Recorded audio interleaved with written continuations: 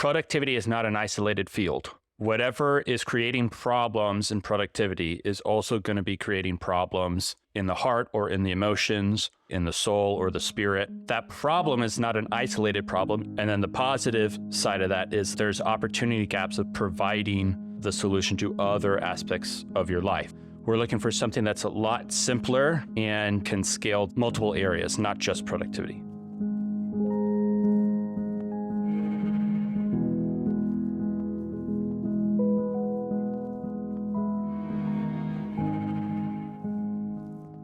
Andy, thanks for joining us on Potent. Stephen, thanks for the invite. I love the whole idea of the podcast, and I'm super excited to talk with you. Yeah, now this is an interesting conversation we're going to have because we actually met at a conference where we randomly ended up sitting down across from each other. I think I had gotten Chick-fil-A that day, and we started talking, and I realized that of all the people who are at this conference, you probably were in the most similar space to myself, right? Not necessarily focusing on productivity, but something closely aligned or adjacent to productivity. I want to start by asking you, what is the work that you're doing with HEAL? How would you explain it to someone who's listening in? So HEAL is an ancient word. It has three meanings: wholeness, a sail-catching wind, and divine life, or the life of God. And that encapsulates what we do. So we help people get re-grounded in their humanity, specifically through the reintegration of their physical senses to what normally they artificially isolate to either a heady kind of thing or a hearty kind of thing. We bring it together through the reorganization of their physical senses. When that happens, they experience wholeness. Wholeness then feels like ease. When we are flowing, it's because things are integrated well or we're aligned. So there you have that image of the sail. And then my belief is that the natural progression here is towards something higher, or you could say something deeper. And I believe every single person is a manifestation of God. And so they find their fulfillment in receiving that invitation into God's life and then expressing that through their action. Particularly, we hone in on creativity. So you think of God, one of his titles is creator. So we view creativity as a very sacred reality. So we help people get reintegrated as a person. Things become easier. They're more organized. They're not missing appointments, whatever. Now they have the space to create. And now they have the space to spiritually explore. And so that's the journey that we bring people through. The types of people we work with are people that already kind of have the business thing figured out. Like they're successful and they know that there's something else on the other side. And they have, whether they could put it into words or not, a hunger or a thirst, not just to get back in touch with their creativity or their artistic self, but to do that in a communal setting. So we basically teach people how to get unstuck and how to get plugged in. And then we bring them together in a communal setting, and then they're creating art, they're engaging with each other's art, they're living in that kind of state. It sounds like the people that you serve are very similar in a lot of ways to the people that the Monk Manual serves. And part of the story of the Monk Manual is my own story, right? Why I'm so passionate about this idea of whole person productivity, why I'm so passionate about the Monk Manual, and I think what it can do is ultimately because of my own experiences, right? My own experience of trying things that don't work, my own experiences of pain and suffering in various ways by thinking one solution was going to help me and it didn't. And so it's deeply, deeply personal for me. And I sense that your work is deeply personal for you. And I did read on your website that you did have an experience earlier on with a mental breakdown that seems to be related to even the work. Can you share a bit about that experience, what led to it, and how that evolved to your work with HEAL? Yeah, cool. Thanks, Stephen. Real quick before answering that, I think it's important to pause on a thing that you just said, which is, I think sometimes, especially if a lot of the listeners are like business owners or they're founders or they're creators at some kind of like high level, there can be a tendency to think that if you bring personality into a business or if you bring art into a business, it's no longer a real business, or like you're kind of not being business savvy, And I get things need to be SEO optimized and we need to make things like dead simple and clear and whatnot. But there's also space to take artistic risks and also to let your business, depending on the nature of it, be something that is personal to you. So I just think I heard that in what you were saying. And so I just want to affirm that. My own life experience early on, I was 17, I had a neurotic breakdown through a misunderstanding of Christianity, which I think is probably the world's widest misunderstood religion, to take a controversial stance. I had this belief that basically boiled down to, in order to grow in friendship with God, in order to grow closer to him, I needed to die. So we think of concepts like self-denial or self-sacrifice. I adopted this in a very literal, unhealthy sense, where I thought my actual desires were like the opposing direction towards divinization or spiritual growth. Okay. So I took that to its extreme conclusion. Basically, my body blew up and I was like, damn, I don't know what to do with this, but I know now what I don't want to feel. And that was cool. That was its own thing. I thought it was unrelated. Fast forward 10 years, I'm running an educational startup and just like blowing myself to bits. I'm 70, 80 hours a week, trying everything and anything to reduce the stress. Have you ever used a TENS machine, Stephen? I haven't personally, no. So it's an electrocution device. And so basically you're trying to shock the system to get it like out of the cycle that it's in. So I have a very vivid memory of before going into a staff meeting, like strapping a TENS machine to the like back of my neck and then like walking in and just being like, this like can't possibly be the right path. Like there's got to be a better way than this, right? And it was, my wife just like being honest and being like, hey, like we need you around the house more. That was just a series of wake up calls. And then at that point, it was like, how do I figure out a way for this? And I didn't want, because of that experience in my youth, I knew that too much control is out of control. And also a thing that helps you get out of a cyclical pattern is by not just spinning the conversation up in the head. For me, it was therapy. For me, it was writing. It was sharing what was going on in me with other people, socializing the thing. So I knew that there had to be some sort of way to be more organized in life that wasn't going to sap the life out of life. Like it was going to be life-giving. It would make me more efficient, sure, but it would make me more creative, and it would also make me more emotionally intelligent. And so I had a background in ancient and medieval philosophy, and that just kind of like how I always think. And what that meant is like when I was reading all the best like self-help books, there's really good value there, don't get me wrong, but I just felt like, man, this is kind of like, it's not the full taste in the mouth. There's something myopic about it that's lacking this higher level perspective of like, well, what even is a person? Like, what even is the mind? And how does this stuff work? And so I spent about 3 years I would go to like Burger King. My town's really small. So like, if you need internet early on, you got to go to like a random Burger King at like 5 a.m. And I would just go there with a bunch of books and my laptop, and I would just try to figure out what in the world this thing is. And yeah, eventually it's just like the best solutions are always the simplest solutions. It eventually came down to an ecosystem of 4 behaviors. So it's not even a tool thing. It's an internal natural behavior thing, winds up, that creates this sense of ease and clarity. And then it just kind of started exuding out, and I got really excited about it. And it was like, dude, this is like transforming my life. I always felt like a teacher at heart. So then I was like, I just want to do this. I want this to be what I do. And so my wife and I started this 3 years ago, and now we just help creators have more fun and be more clear. Can you spend a little bit of time just sharing what it is that you focus on, what it is that you help people with, as well as your story of how you got there, why what you focus on is important to you? Okay, cool. So here's all of it condensed into like the never-ending gobstopper, which is shifting from a behavioral perspective, shifting from thinking or feeling or choosing to making sense. So when someone comes into overwhelm or they feel out of alignment, this can be in any area of their life. it's usually because they are acting in a disintegrated way.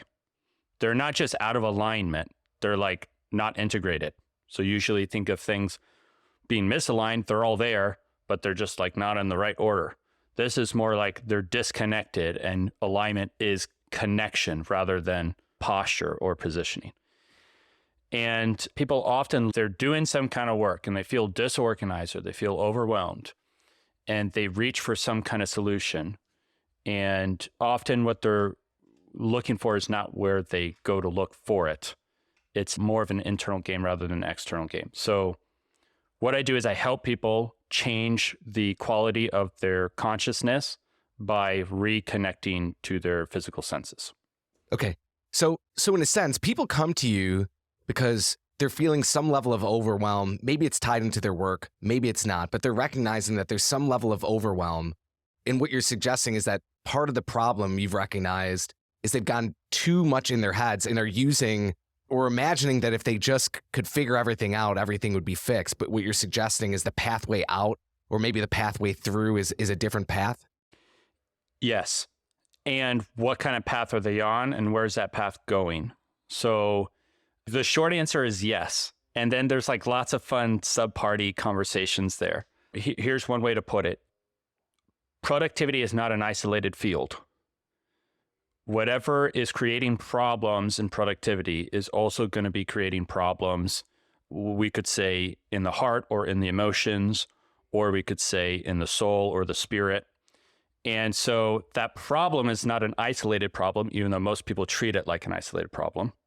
And then the positive side of that is the solution is not just, you don't get value by just applying it to your profession, but there's opportunity gaps of providing the solution to other aspects of your life. But most people have an external focus in terms of how the solution is going to be in place, and they way overcomplicate it. So it's like, if I'm going to be organized, not just in my professional life, but in my personal life, then that means I need to make a 3-year strategic vision for my family. And I need to have a family mission statement that we all recite out loud every week, even though like my teenage son hates it, and blah, blah, blah, blah. We're looking for something that's a lot simpler and can scale those multiple areas, not just productivity. And so does this have to do a lot more with how you approach the work versus maybe the work itself or the structure supporting it? Or how do those things interface with each other? It's not about the work, it's about the worker. So all of this is shifting the conversation a step back to the human person. What is a human person? And what is universal about all humans across time, across culture? And if we can build something based off of that, then we have something that's going to be lasting and can be applied in multiple different ways. So yeah, our focus is more on shifting the conversation back to the worker. How do humans operate? And specifically, the conversation usually begins around thinking, particularly in a modern American mind. There are a bunch of misconceptions about what thinking is and how thinking works.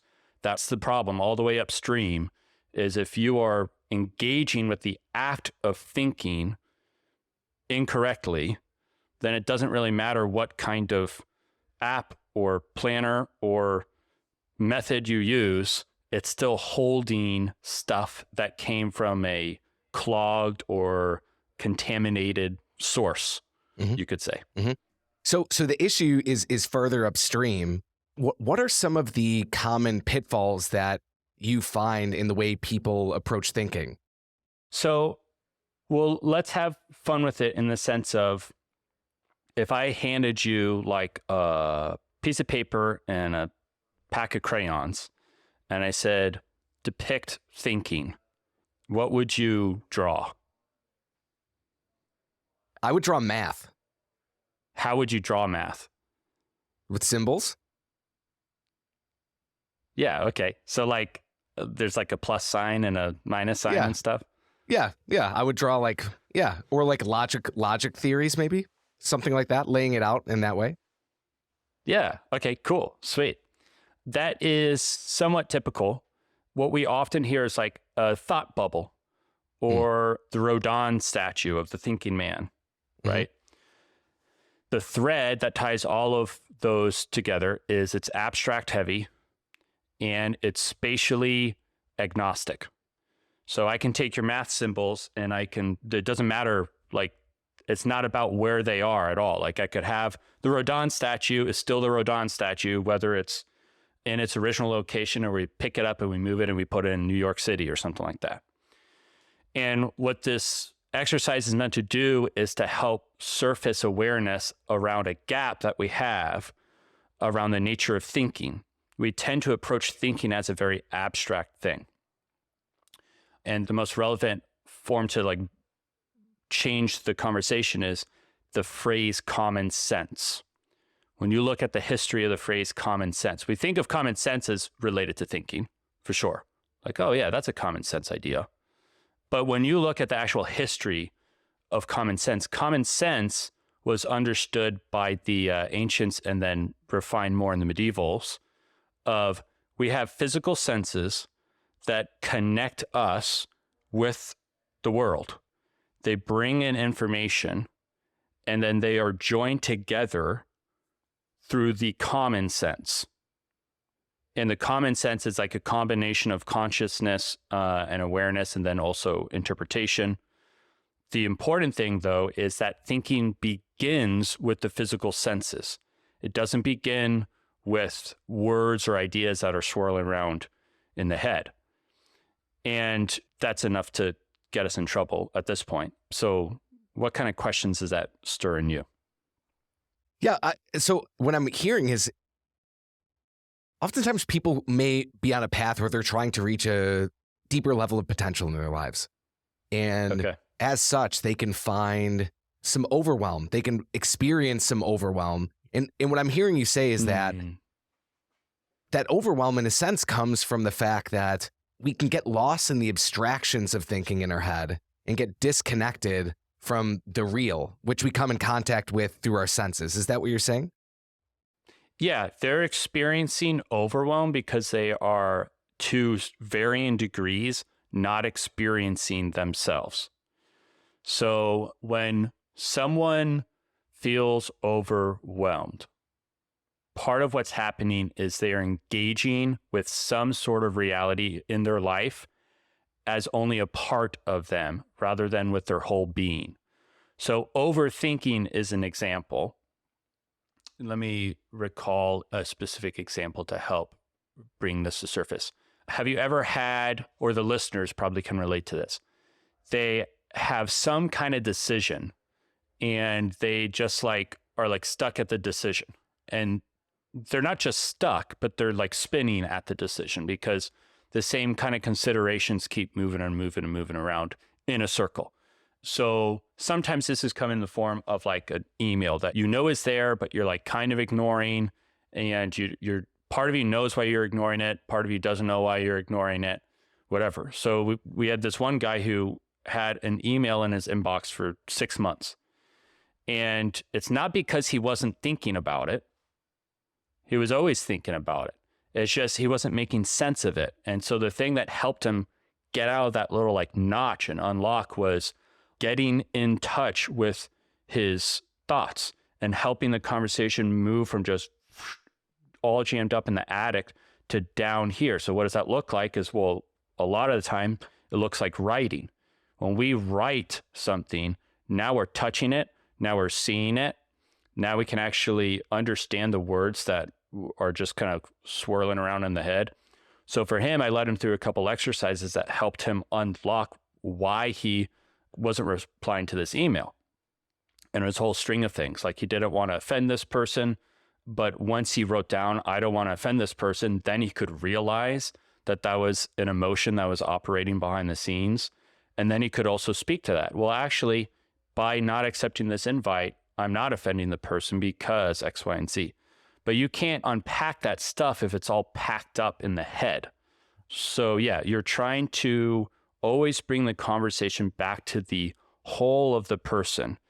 And when something is spinning around in the head a lot, it's because you're approaching it in an overly heady manner. Mm-hmm. One of the things that I've recognized and I really appreciate about your company Heal is that it's got this emphasis on helping individuals live more of a creative life, or helping them to maybe live in a more generative way to kind of break through to the next level. And the connection I'm seeing between what you were just saying and that creative aspect is, at least in my experience, a lot of times when I've found myself maybe ruminating, right, or feeling overwhelmed, or I keep walking around the thing and I haven't made sense of something, it's not that it's just dwelling in my head. I'm actually spending a fair amount of energy on it, even if it's not really conscious to me.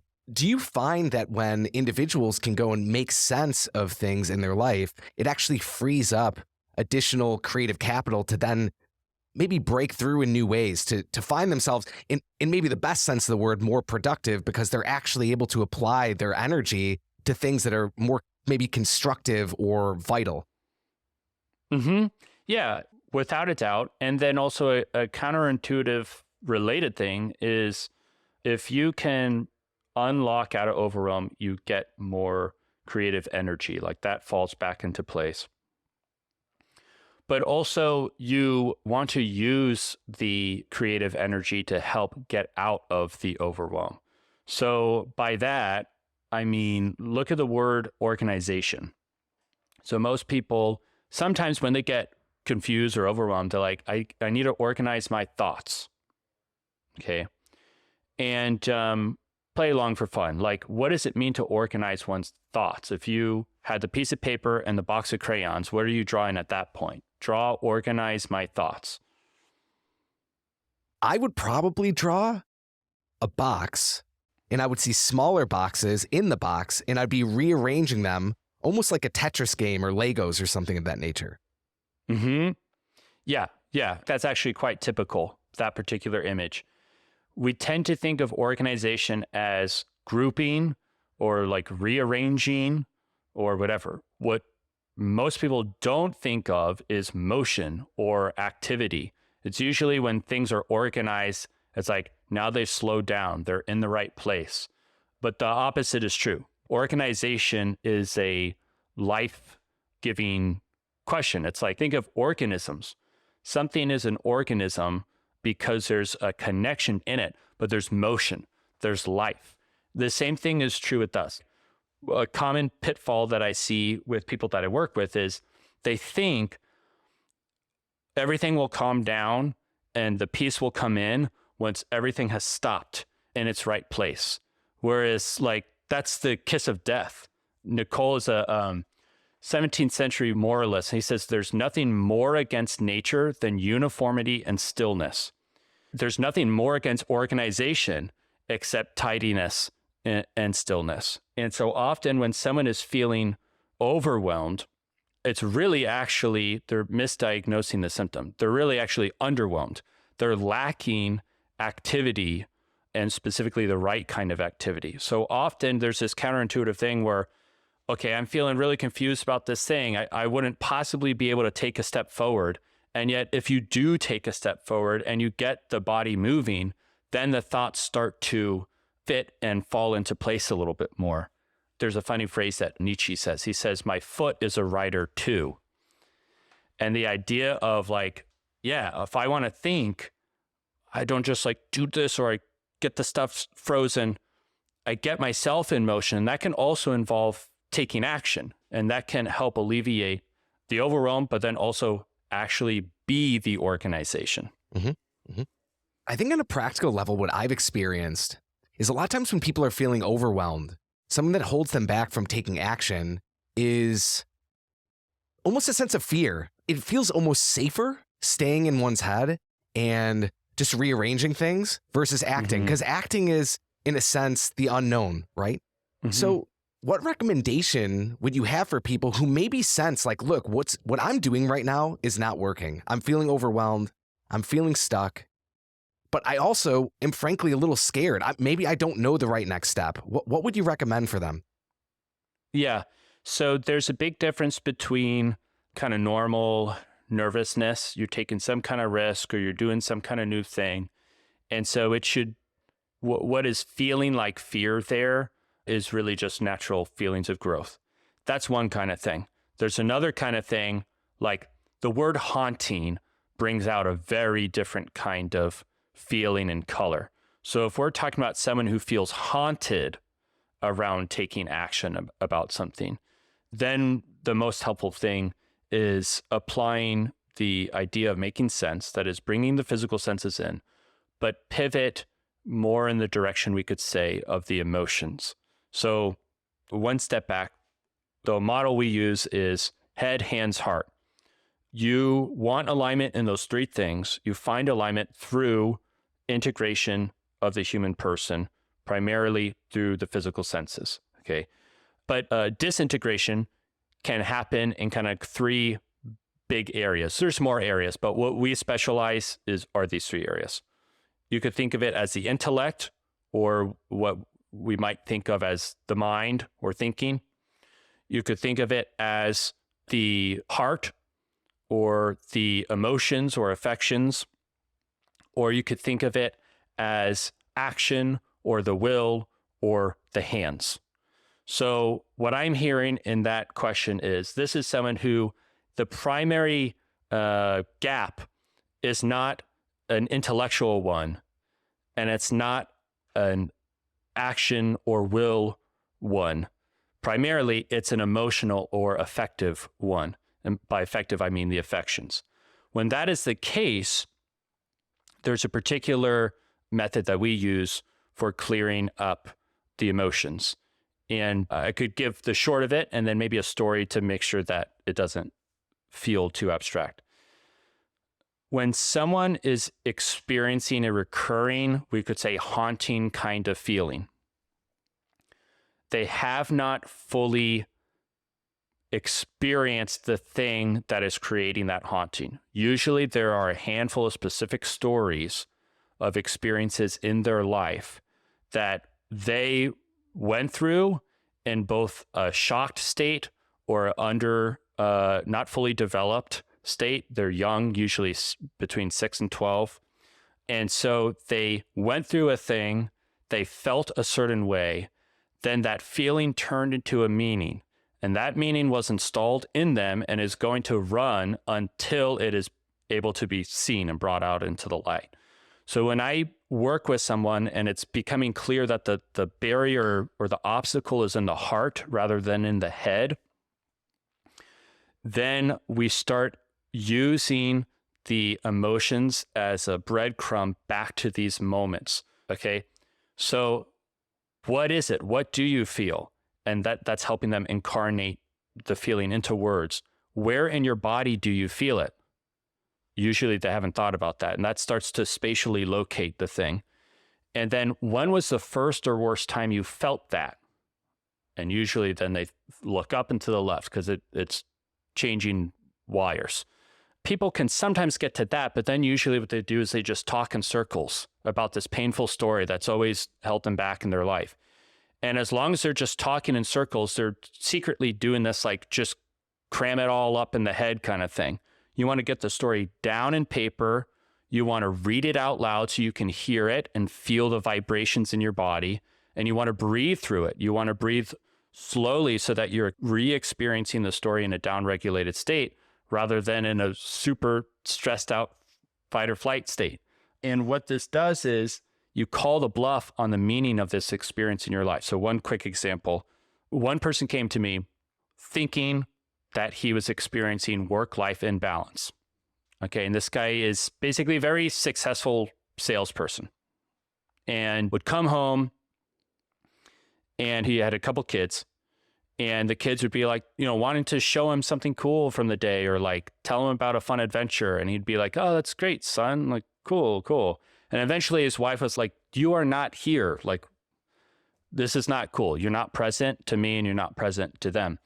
So he came to me and what he initially wanted was to be more productive, increase his productivity so that he could get, I'm sure this doesn't sound familiar at all with what you hear, Stephen, because if he could get more efficient at work, then he would eventually catch up to the volume of work and his work stuff, and then he would have time for the personal stuff. But I just had him describe, how are you feeling the work-life imbalance rather than what do you think is wrong? How are you feeling about it? Long story short, this ultimately goes down into a very specific moment with his mom. He lost his mom to brain cancer. So there's one thing of just like talking about that, okay? And when we touch that, okay, tears flow, great, cool. But that's just the beginning of the conversation. Then we get down to a specific story. For him, right before his mother passed away, it was basically 6 months of hell. And he took on this role of, I'm going to be Mr. Positive. I'm going to tell everybody that it's all okay. He's alone with his mom and he breaks down. I don't know what I'm going to do without you. I need you. You can't leave me. Sobbing, everything. His mom squeezes his hand 3 times, dies.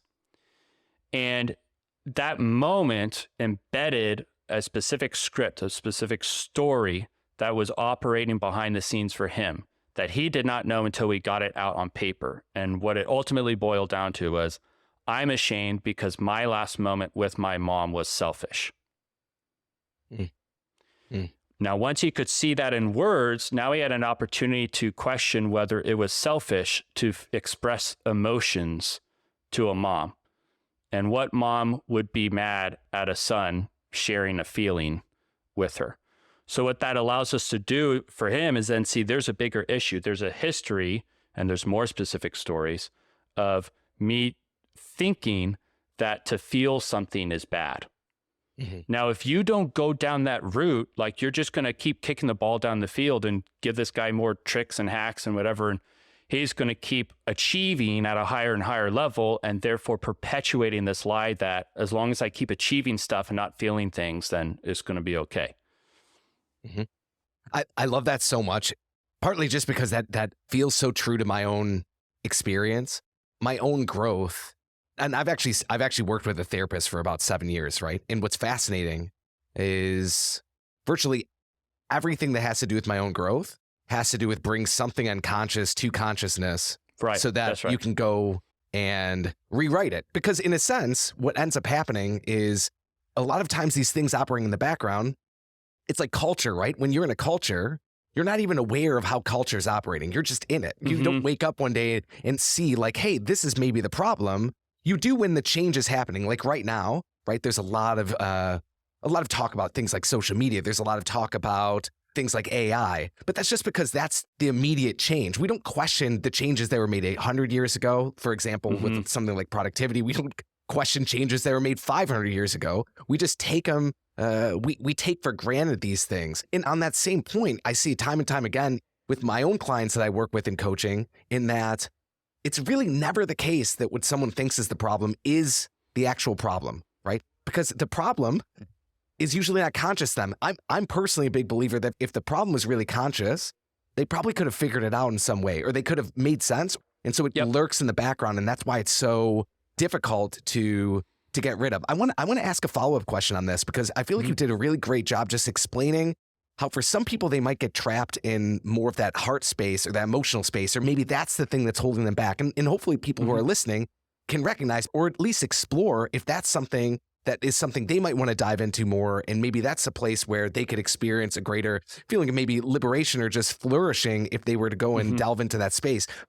When people are struggling more on the intellectual or more of the mental side, or more of that action side, how can people, in a sense, self-diagnose which of the three they're struggling with? Is that an easy task to do? I know that you have a lot of experience in this, and you can see something just like a doctor can go and see a client or a patient and say, okay, this is the problem. But is there ways that people who are listening can maybe get a sense of where it is that they're struggling, or what aspect might be holding them back? Yeah, the area I find their gut is right.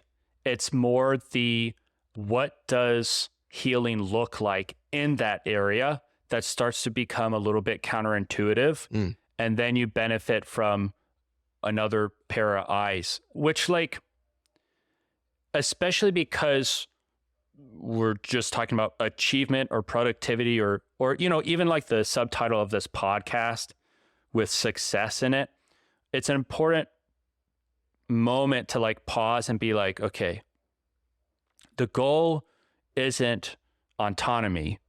The goal is community. So I hesitated answering that a bit because like in one sense, I want the listener to feel empowered. Like you do know at a gut level the right direction to go. And at the same time, I want them to feel comfortable and confident in receiving help, because like that's the normal thing. We're made to be in communion with each other. And so in order for me to progress personally and who I am, that's a team sport kind of thing. It's not like I'm going to go out into the wilderness all by myself. I love that so much. And I'm glad you said that, because there is this natural inclination we have to say, I'm going to go pull up my own bootstraps. Like, just tell me what to do and I'm going to do it. But then we also experience that we can go and listen to a show like this. We could go and read a book. And often we don't find necessarily the results, even though we know what it is to do, right? You can go and tell someone. And there's this aversion we feel, or maybe it's not an aversion so much as it maybe a loss of understanding the real virtue of community or what community can do for us. Yeah. And in your work with your clients, have you seen that come up? And where do you think that comes from? This maybe aversion that we have to community, or this feeling of, I'm just going to go figure it out all on my own. Yeah. Why do we do that? Well, there's a bunch of different things. I'll say them out loud as like earmarks. There's fear of not being good enough. There's lack of self-knowledge. And there's kind of like a developmental thing that has to happen. So I did want to say one other thing, Stephen, because it relates to your previous question, which is a very important reframing. This applies to everything that we're talking about. And it is a very like helpful way for the listener to engage at any level, which is, we were talking about overwhelm earlier.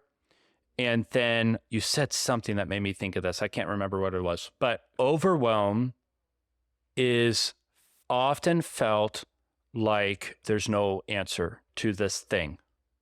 The consideration is that overwhelm is not a sign that the answer is missing. It's a sign that you are only currently missing the answer. Under that, it's evidence and it's proof that you know to some degree what the answer is. Otherwise, you couldn't be feeling that you're missing it. And so one thing I to stress is like, and we did this before hitting record, the importance of pausing. This is not just like positive self-talk. It's like pause in that moment and recognize that there's some part of you that knows where the alignment is. The very fact that you're feeling overwhelmed is evidence of that. And so that can just be very, very helpful in general. Back to the other thing, which was, I said those three things to save us. It was, not being good enough, self-knowledge, and a developmental thing. So I heard this description that I was like, man, that's awesome, which is everything eventually boils down to unity and diversity. We want both of those at the same time. If we only have one, then we feel missing. So this relates to what you're saying, because someone needs to go through a path and create some diversity. Like they need to leave the pack a bit to like feel who they are and get a sense of like, okay, now I'm doing this because I chose to do it. So sometimes people feel this like, I don't want any help because they haven't exercised or exerted diversity enough. Like they haven't gone out and done their thing or expressed their thing or felt what they were afraid to feel. Okay. So sometimes it's that, and you get that either into the system or out of the system, however you want to think of it. And then you're more open and attracted towards doing things together and having a sense of community. Another thing is a fear of not being good enough. I remember going to a wedding once, and the bride and the groom wanted to make very clear to everyone in the room that they did not need each other. And so they like changed their vows in some kind of way of like, they like called out the phrase like, you complete me. And they're like, you don't complete me. Basically, I complete myself. And it was a really like tragic thing because like I get that. I get there's a truth to that. And there's also a very deep sadness in the sense of feeling that to be completed by somebody else is like a sign of weakness or a sign that you're not strong. And often this comes down to specific experiences that implanted specific stories subconsciously. And they go along some kind of line of, yeah, like I'm not good enough. And if those stories can be healed and they can be reintegrated and you can make sense of them, and then that also opens somebody up to living more communally. And then the third thing is they're almost like not even aware of themselves. Like they haven't really explored themselves that much. It's not like I need to go out and rebel and taste diversity. It's like all I know is unity. Like I've only just operated in a pack and just followed along, not even aware that diversity is a thing or that I'm a thing. And so something with that can be very helpful. There's a whole slew of things, but in terms of within the scope of what I do with people is we help them build what's called a knowledge garden. And this is it's almost like, what would be? It's very different than journaling, though journaling is very good. But it is a way of cultivating one's own voice and developing it and figuring out what you actually think through writing and then through a particular way of organizing these kinds of writings. So, Andy, I wanted to ask you because something I was reading on the Heal website was this emphasis on organization. And I know the work you do is a bit different from what I focus on with the Monk Manual and my coaching. But something that's interesting I've noticed is that you have differences in terms of how people relate to the idea of organization. For example, there's some people that if you were to tell them, hey, maybe there needs to be a little bit more order to your life, or maybe a little bit more order even to how you approach your time, they see that actually as like very restrictive or very limiting, right, or like in some way that's going to pin them down and hurt their own vitality or their own personal flourishing. And on the other hand, you have some people who turn to organization, but maybe lean into it a little bit too far, or they lean into it so much that it actually does become its own sort of cage and also limits this level of creativity.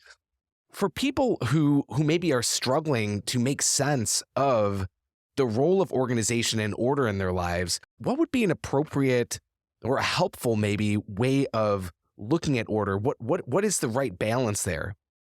Mm-hmm. Well, I would say look at nature. Like nature is the best image of order. So you go outside and walk in the woods. I'm actually serious about this, and like feel what's going on.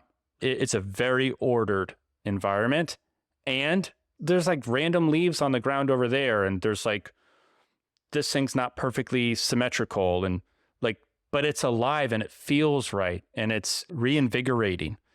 And that's a good image for the mind of like, I want to live an ordered life. Well, I don't need right now to have the perfect strategy to get there. What's the most important thing right now is to have the right image so that I'm going in the right direction. And if I want to have an ordered life, then there's got to be this blend of structure and motion. If I am never getting into like some trouble, like messiness is a necessary aspect of organization. So that itself stretches the type A person or whatever. But also then coaching is a personal reality. It's dependent on the person. So sometimes I'm working with someone and they're working under this lie of like, well, I love being the crazy wild artist and I never need to have any kind of plan set up. And it's like, you don't even like that. That's not true, because the most wild creative environments, they have order. They have look at the seasons in life and the rotating, repeating patterns, the motion of the sun, the movement of the waves. These things have a rhythm to it. And so often I if I'm working with someone who's more on like the creative hippie kind of spectrum or whatever, I say, look, tell the universe to stop its pattern motions and see how creative it's going to be. It's not. It's going to all explode and be a total mess. So often for that kind of person, the recommendation I have is shifting the image from schedule to rhythm. Rhythm is a lot more digestible and attractive concept than I'm going to have a schedule for my week. Whereas rhythm, you have the structure, but it's feels a little bit more lively. It's an easier pill to swallow because it's the pill you want to swallow. Yeah, it's funny. The image that's coming to me is I feel like there's a spirit to places, right? And you can walk into people's homes. For example, say it's a family with kids. You can actually feel if you're in a home that's very, very, maybe you could say type A. It's super ordered. Oh, it's almost like it feels sterile to the point where it actually feels kind of maybe oppressive to the people within it because it's not leaving enough room for the dynamism that's natural to life. Whereas on the other end, sometimes you could walk into a place and it's so chaotic that it also feels like this has to be a very difficult way to experience a certain level of flourishing. Now, I think that's interesting because we can experience that when we walk into a space that belongs to someone else. But just as you were alluding to, it's difficult for us to recognize that in ourselves, right? It's really difficult to recognize when we're someone who maybe is a little bit too controlled. Maybe we're gripping a little too tightly, or if we're someone who's thinking that any sort of holding on to the handlebars in a sense is going to actually help us guide and actually works towards our good. What have you found as effective ways for individuals to combat against our natural tendency for self-deception? Yeah, well, so natural tendency towards self-deception. I would say that they know what's going on more than they give themselves credit for. So, and that's very important. Like the person who's like, everything's got to be perfectly tidy and neat, like they feel themselves dying inside. They're like, this sucks, but I don't know what else I could do, you know? So part of it is like listening to that intuitive sense of like, I hate that I'm like this. You know what I mean? You're not saying that I hate me. I just like, a part of me hates this. And then the chaotic person, they can sense in their deepest core, like, I don't really like how high that peak was or how low that valley was. Like, that's not actually enjoyable. So one is to just actually look that sense right in your core in the eye and be like, I don't know how I'm going to get this result, but I at least know, and I'm going to recognize that this is a real thing, that I want something else. That's the most important first step. But there are more practical steps to aid with the self-deception. And it's just take a big freaking deep breath.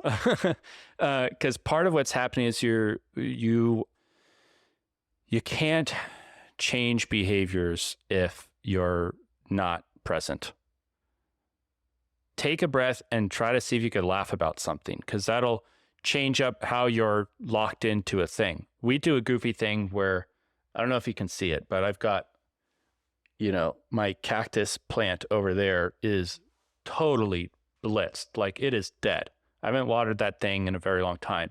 And like, I'm proud of that because like, that's evidence of my life being organized. We had a kid, we're doing a kitchen remodel. If this thing was like perfectly watered throughout that whole thing, then I'm disorganized. Okay. And so we have this running joke, like within our community, it's like whenever anyone's desk is just like a shit show, we'll like take a picture of it and we'll be like, hey, look how organized my desk is. Or like if I have someone come in and everything's very neat, I'll just play with them. I'll say, sorry, I didn't have time to organize my room for you. And it's just, these are more kind of like funny games to shift the playing field. But yeah, I would say to the person who thinks that they are bent on, they hate structure, simply a rhythm can be very helpful. So like you write anything down that you want to do, cool. Add a rhythm to it. So that can be you look at it once a day or you look at it once a week and just let yourself feel what that rhythm does. It's going to have a whole bunch of benefits that you can't really quite see yet. But if you call your bluff, give a rhythm to something in your life and you're going to feel a positive difference. And then to the type A person, go do something playful and do it and then feel the rekindling of your joy, and then realize like it's all okay. And you're even better at doing the stuff that you're getting stressed out about because like you let go for a little bit, you had fun, and now you're recharged. Do you tend to find that with this journey that you're describing of making sense, is it a linear process or is it cyclical? Is it something where we keep coming back around, rediscovering the same thing, getting unstuck, our foot gets stuck in the mud again, we pull it back out, but a little bit easier this time? Is that more of the process? Mm-hmm. Yeah. So we describe it as a behavioral ecosystem rather than a behavioral system, because often people think of systems as linear in design, and it's absolutely cyclical. And there's so many good newses around that. Like if something's cyclical, then it's not a sign that you're failing. If you're coming back to something, it's a sign that you're growing. So yeah, we start off when I'm leading people through our core program, like we put an image up of a spiral and say, this is our map for the whole year. Because if we're going to progress in learning how to have a clear mind and learning how to feel and then heal these emotions, it's going to look like a constant returning back to the same 4 core behaviors. And that's another thing, like we teach 4 behaviors, but we do not teach a first, second, third, or fourth behavior because it's not in any kind of linear sequence like that. Perfect. Well, Andy, thank you so much. If people want to learn more from you and learn more about what you do, where should they go? Yeah, the one and only spot that we are hanging out is our website, heal.co. So that is HEL.co. On there, a couple things that would be of interest to you. One is there's just a further breakdown of all these kind of high level principles and concepts and shifts in terms of what things mean for you scattered throughout the website. So just taking a walk through there is going to help. You know, you've got these like tectonic plates in your mind and you're going to feel them go like and shift over. So just take a walk through there. There's also, depending on when you hear this, about once a year, I take 10 to 15 people and I devote all energy to these 10 and 15 people. And they go through a transformational journey. It's a 1-year program where they learn how to make sense in 3 areas of their life: their head, their hands, and their heart. So if this is something where you're like, I just want to go in head first and get the tattoo and put the cult branding on my back, whatever, you'll see options to schedule a discovery call for me. And this would be the next useful thing to do, is connect with me one-to-one and let's get to know each other. A third thing is you'll see an option on there to heal your creativity. And we'll be releasing, I'm going to write a series of letters on the most helpful principles that I've seen change lives. We're reaching about 1,000 hours now of one-to-one coaching in the trenches. I know what works and what doesn't work for everyone, not just like one type of personality. And so we're distilling that down into some letters, which I will send out, and you can receive those letters by going to heal.co. Thank you so much, Andy. And just as a word of encouragement, especially if anyone's listening coming from the Monk Manual community, there is just so much overlap between the principles within the Monk Manual ecosystem and what Andy's doing. So definitely check him out. Thanks again, Andy. Stephen, thanks so much for both who you are, how you're doing it, and also for having me on the show. I really appreciate it. All right. All the best.